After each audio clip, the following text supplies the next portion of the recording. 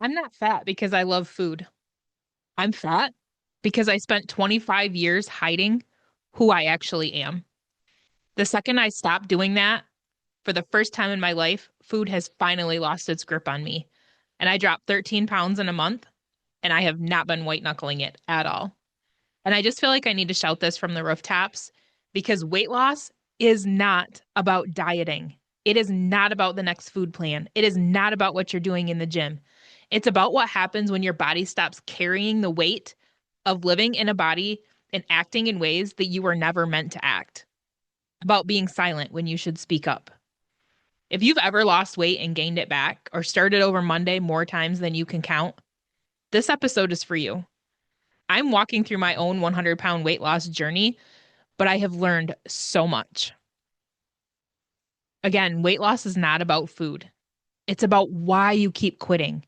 It's about why you run into it and then in 2 weeks you turn around and go right back to where you started.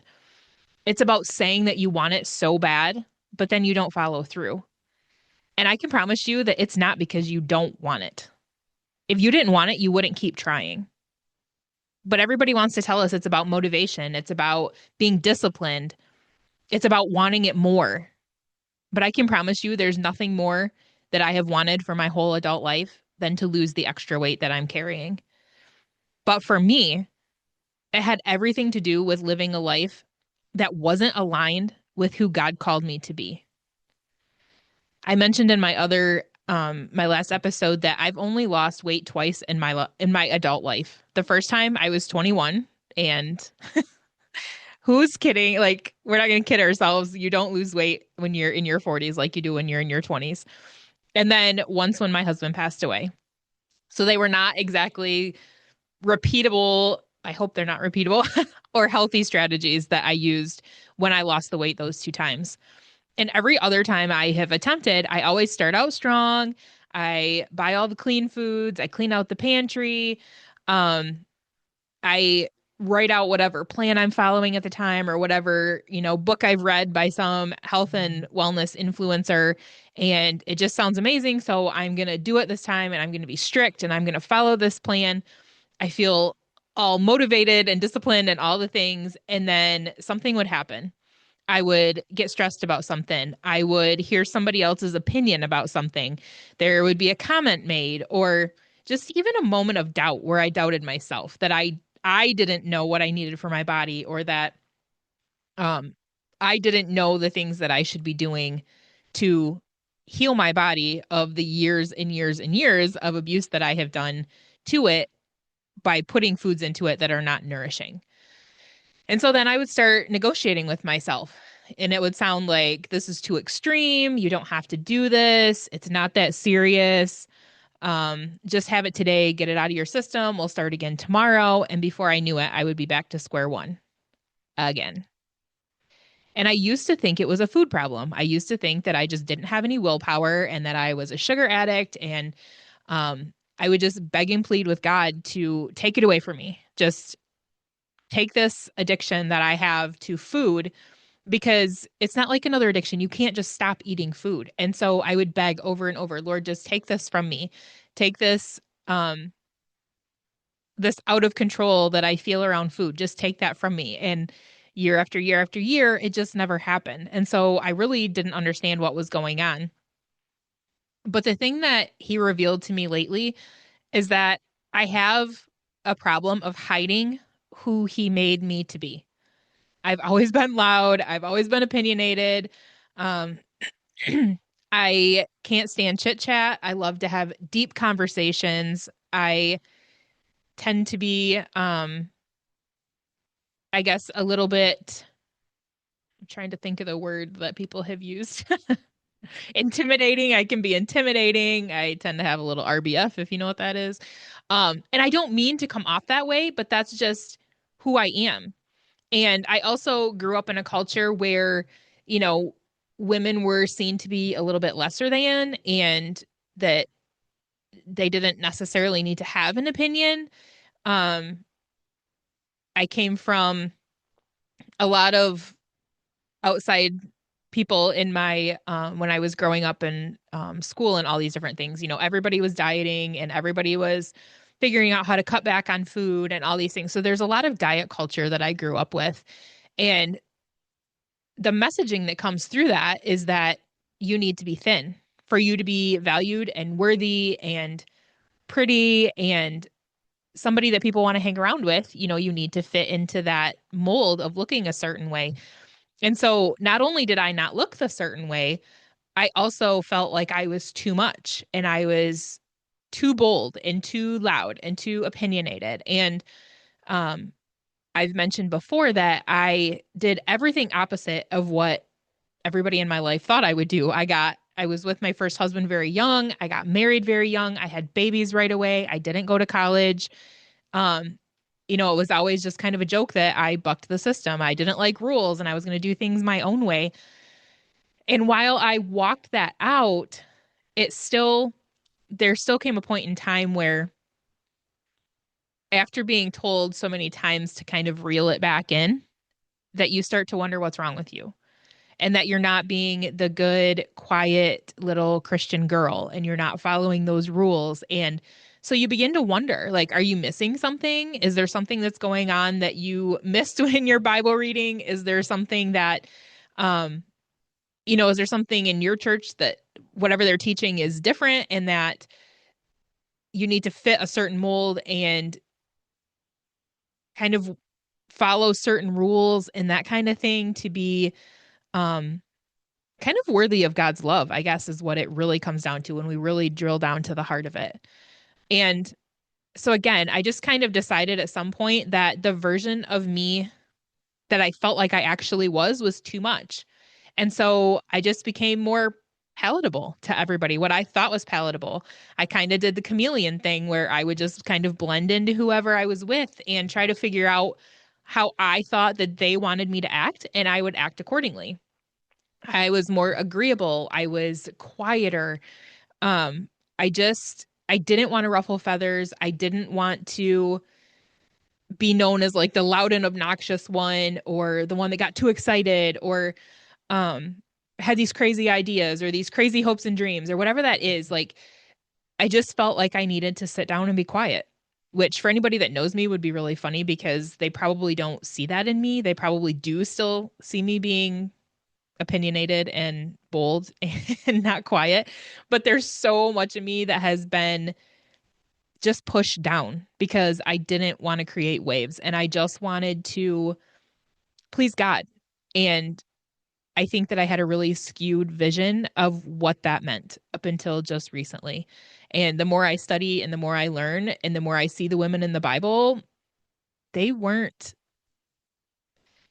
I think sometimes I associate being opinionated or loud or whatever with being rude or being unkind.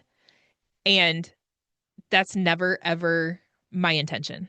My heart is in the right place and my heart wants to um, challenge the way people think about things because I think that I do have a pretty good outlook on life. And I think I've walked through some insanely hard times that I was able to walk through with strength because of the way that I believe, of the things I believe, and the faith that I have in God and the trust that I have in Him. And I think that's something that a lot of women struggle with. But that goes back to, am I not living the way I'm supposed to be? Am I over the top? But when you realize that's how God made you, um, I'm trying to think if it's meekness. When you talk about meekness in the Bible, that it's actually strength under control. It's not being like shrinking down and acting small and being quiet. And um, the thing that comes to mind is I'm not trying to stereotype, so please don't take it this way, but it kind of makes me giggle. It's not like the homeschooling mom that's baking bread with fresh milled flour and has instrumental music going on in the background and all of these different things. Like in my mind, that's what meekness is. And I am so far from that I thought something was wrong with me. Like there's something not feminine about me. But at the same time, like when you look at the women in the Bible, like some of them got kind of crazy. um, and so anyways, just having that learning that and just having the Lord work on my heart and seeing different attributes of him and how he sees me as his daughter, it just started to change things for me. And before all of this happened, if I would feel that God was telling me to do something, first of all, I wasn't sure it was God. Like I did a video on that. I can link it down below, but I wasn't sure it was him. Now that I'm sure it's him, feeling him nudge me towards something, I still would always have to go have other people's opinions before I would move on it. I would go ask five other people what they thought before I would take a step forward. And most of the time, I would change what I was hearing from him because everybody has their own opinions and everybody has things that work in their lives. And so when I would ask them, they would tell me something different. I would doubt what I was hearing. And then I would eventually end up not following through. The problem is when I did that, it just caused stress because I wasn't walking out the path that God has for me. And I didn't realize that's what I was doing. Um, I would just assume that I was wrong. And then that constant internal conflict, like I said, would cause stress. And I guess food is the easiest way for me to numb that stress and to cope with that because I didn't know what to do with it. I had this constant struggle between these people saying I should do something different and what I was feeling in my gut and my intuition that God was telling me to do. But because I wasn't confident that I was hearing from him, then these people had to be right. There was no other way around it. They had to be right because I surely, like, I've always gone against the rules. And I've always tried to plow forward into my own path. And that was wrong, like that was the messaging that I got. That was wrong. There's no way that I would know what I should be doing without somebody else telling me. So it's like, as much as I hated rules, I was craving rules because I didn't know how to reconcile that within me. And then something just clicked. Um, and it's more about surrender and having God reveal to me that if I'm walking with him and I'm saved and I have the Holy Spirit within me, that those intuitions and gut feelings are from him. That is him calling me to do what he has called me to do. And for me to be the person that he's created me to be. And as long as that person is not going against the fruit of the Spirit, then that's still who he created me to be. And if that's somebody that's a little more bold and a little more loud and a little more against the grain, that's who he created me to be. And so when I started to accept that, it changed things. And it was like all of a sudden the stress was gone. Like I didn't have to bury that anymore. I didn't have to try to fix myself to be palatable for everybody. I didn't have to people please. I didn't have to try to figure out what they were thinking so that I could act accordingly. I could trust my gut and know that that was God telling me to um, just be me and to walk in the path that he was laying out in front of me. And it was just like the whole thing all of a sudden was different. When my heart is aligned with him, there was no reason for me to assume that the desires that I had in my heart were suspicious. Like there was no reason for me to keep running away from who I was created to be. I don't know why I was acting like wanting more out of life was selfish. Other than I think that's just kind of the messaging that I had gotten. Um, to take care of my body, to want to contribute financially to my family while also being able to be available to my family.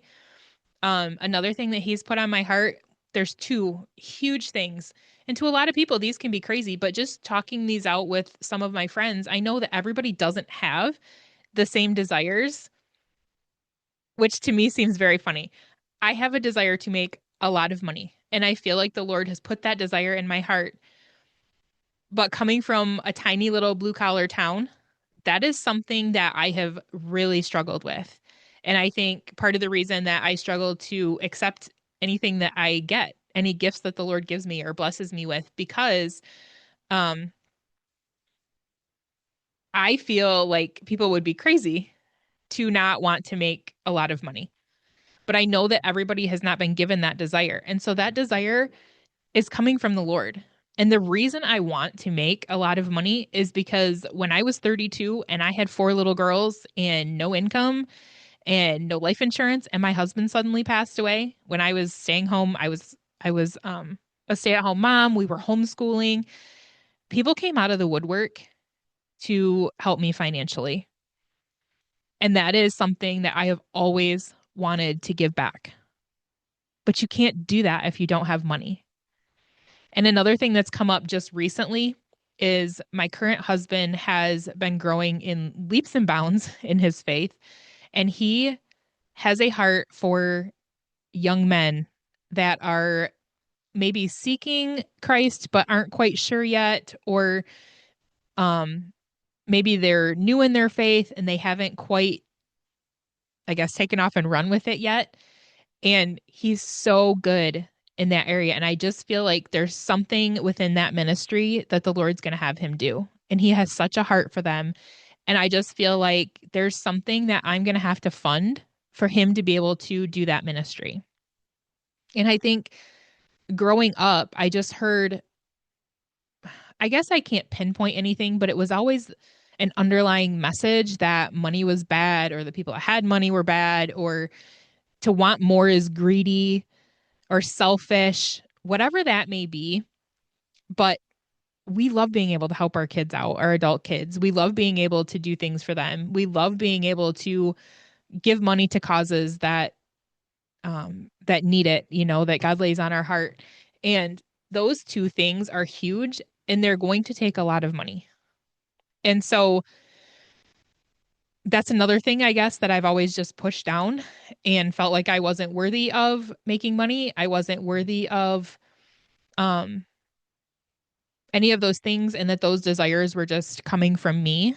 But now talking to other people and realizing that not everybody has that desire, I know that that's a desire God has given me. And if I don't step out into what I feel him calling me to and show up as my authentic self that he has made me to be, then all the people that I could help through those things aren't going to get help. And that's a really sobering thought. And having lost my first husband, I lost my first granddaughter in November. It was very unexpected. I didn't even know I was going to talk about this. Um, she had some birth complications, and it was completely unexpected. And we lost her in 4 days.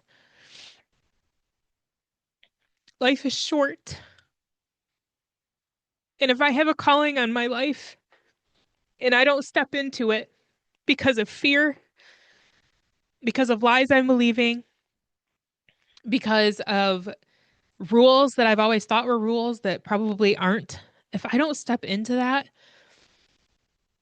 and I, God forbid, pass away early in life, how many people are going to suffer because I didn't do what God called me to do? It's not selfish to want more.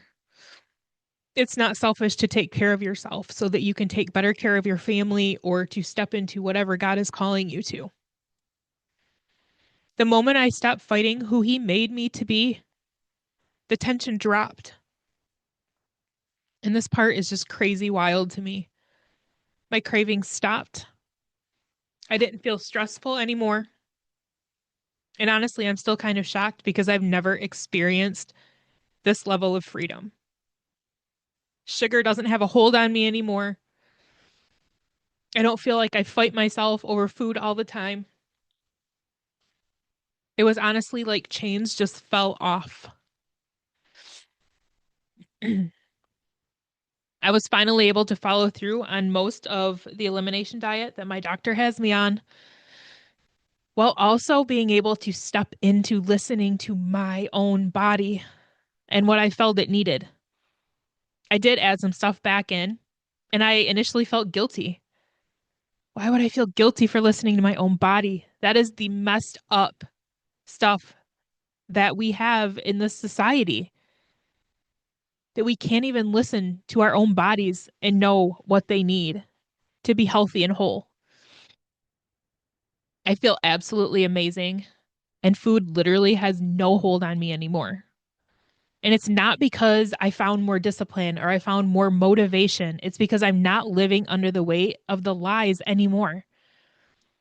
Up until now, I've had some light bulb moments here and there, different things that um, have come up that I didn't realize were part of um, this story or this journey, but I still use them as excuses. Like, oh, now I know why I'm eating. It's because of this or it's because of that. Like, one of them was because I felt like I had to perform for worth and value. And so if I wasn't losing weight, if I wasn't making a ton of money, then I just didn't have value and worth. And so even knowing that, that light bulb moment came probably a year ago.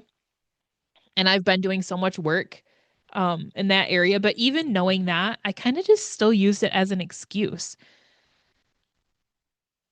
They're not excuses anymore. Um, the thing is, now they were just reasons why I used to turn to food. It was information that I needed to be able to change things up. And so, yeah, those things were true. The reasons that I was eating are true. And I did use food to cope with them because, first of all, I didn't even know I was doing it. And second of all, I mean, they were filling a need for me. But now they're no longer excuses. They're just the reasons why I got to where I was. And I can take the responsibility that they don't control me anymore. The past doesn't control me. The lies don't control me. And even when the lies still pop up, I can recognize it for what it is and still move forward. I've lost 13 pounds this month. And for the first time in my life, it doesn't feel forced. I've never been able to lose weight in my adult life. Weight loss is not about the food, it's about why you eat. It's about the stress of living out of alignment with who God created you to be. It's about people pleasing. It's about hiding. It's about second guessing what God is asking you to step into, being scared to trust your God given intuition and to do what He's telling you to do. It's about carrying stress of someone that you're not. When you heal from what you've been hiding from, your body doesn't have to carry it anymore. Because of how this has changed my life and the immediate crazy effect that it had on me, God put it on my heart to open something. I'm just tired of messing around with this. And it hurts my heart to see other women that are struggling in the same place. Like I said before, I used to struggle, or I used to think that if I died not following through on whatever my mysterious purpose was on this earth, that I had no idea what it was. It didn't matter because I was going to heaven. However, God convicted me that my way of thinking was hugely flawed. My purpose is to help you step out of hiding in a life that you shouldn't really be living in.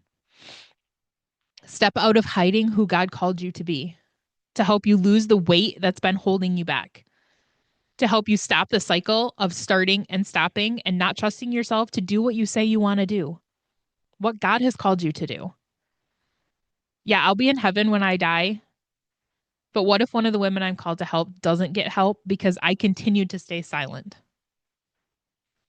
On the other hand, what if she gets free and healthy and whole and it changes everything? It changes her whole family. It changes generational weight issues for her children. What if she goes on to then help other women? The ripple effect of our obedience is wild.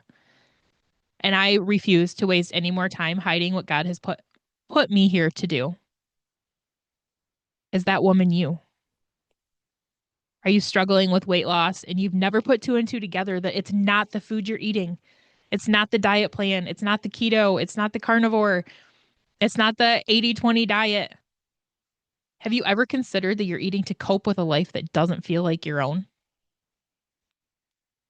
Like I said, I'm going to open a new program, and the first round is going to be live for women who are done starting over and ready to follow through.